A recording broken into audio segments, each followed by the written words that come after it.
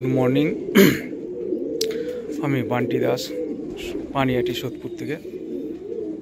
শুভঙ্কর ডিন্ডা ভাই এর আগে অনেক পায়রা বুক করেছে, এই আরেকটা পায়রা বুক করলো।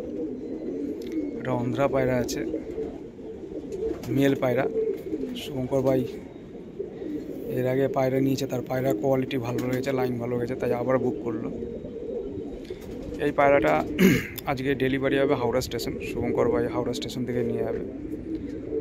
রিং নাম্বার হচ্ছে 1740, পায়রা রিং নাম্বার 1740। একটা নর পায়রা আছে। শুভঙ্কর ভাই বলেছে, দাদা আপনার উপর ছেড়ে দিলাম, যেরকম দেবেন সেরকম নেব। খুব ভালো একটা নর দিয়েছে শুভঙ্কর ভাইকে। জড়ো করলে বাচ্চা ভালোই ফ্লাইং করবে। এটা আমার বাড়ির বাচ্চা আছে।